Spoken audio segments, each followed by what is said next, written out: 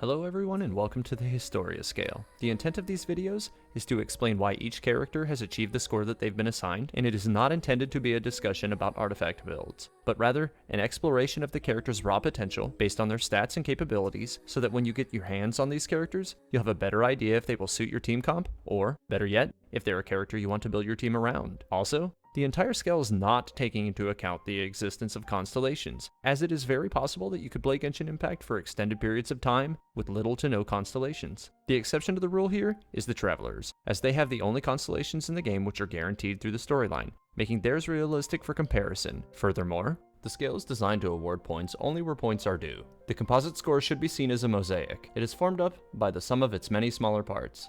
When comparing what it is that you are looking for, you should not focus on the composite score entirely, but rather review and absorb the other metrics to get a good idea of what a character is good at.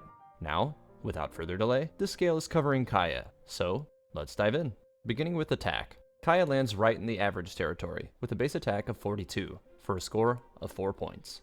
For normal attack DPS, Kaeya lands on the high side of below average, with 84 damage per second, just missing the next tier, scoring 2 points. For his charged attack, Kaeya also scores 2 points for its average of 120 damage during testing. For his main skill, Frostgnaw, Kaeya picks up again 2 points for its average damage of 541. Finally, under Elemental Burst, Glacial Waltz is where Kaeya shines, dealing over its duration up to 3,504 damage to a single target, picking up 6 points. It's important to note here that the damage projection was based on what was dealt to a single target, but the skill is capable of hitting multiple targets simultaneously, producing potentially a much greater damage output than what was shown here. All of these scores together give Kaeya a score of 16 out of 30 in attack. On to durability. Kaeya's durability is among his strengths, scoring 7 and 5 points for his defense and HP respectively, giving him a total of 12 out of a possible 14 in durability. Next, on to utility. Starting with travel add-ons, Kaeya as a cryo character has the possibility of freezing the surface of water, allowing you to extend a battleground, keeping you from having to swim. But also this can be used to help get you out of battle if you are looking for a quick escape. Additionally, Kaeya's last hit of his main attack teleports him behind his enemy, resulting in a little extra finesse over the battlefield while attacking, making it harder for enemies to lock him down. These award Kaeya 2 points. Because of the aforementioned ability to freeze water surfaces and shut down fire devices, Kaeya picks up 1 point in puzzles. For Elemental Breaker, Kaeya can put out fires using Frostgnaw, gaining 1 point. Kaeya has no innate ability to strike weak points, so he gains no points there, but gains 1 point in opportunity as he can use his charge strike or last hit from his normal attacks to knock enemies from cliff sides or into water. Kaeya's basic passive is arguably one of the best for all-around utility, reducing all party members' sprinting stamina consumption by 20%. By extension, this reduces the stamina consumption of dodging as well, earning 3 points for its relevance to combat. Onto the self-reliance subcategory.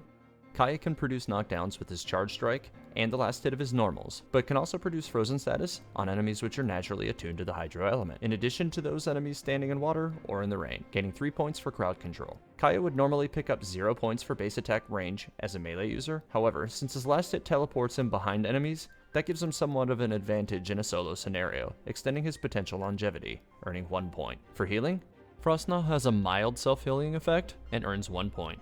Under enemy elemental resistance, Kaeya scores 2 points, as his normals and charged abilities are non-elemental in nature, allowing him to freely damage enemies of all elements. Lastly, for buffs and debuffs, Kaeya can inflict superconduct on enemies who are naturally attuned to the electro element, but is also able to dodge a bit more carelessly than most, giving him better stamina efficiency overall, scoring an additional 2 points. Next is synergy. Starting with crowd control, Kaeya can produce frozen status when paired with hydro elemental teammates, picking up 1 point. For effect on other characters' skills and healing for party, Kaeya picks up 0 points, but the effect of Glacial Waltz persists when swapping characters, earning 1 point. Finally, for buffs and debuffs, Kaeya earns 2 points for his passive stamina benefit to the party, and for also being able to produce superconduct at will when paired with an electro party member.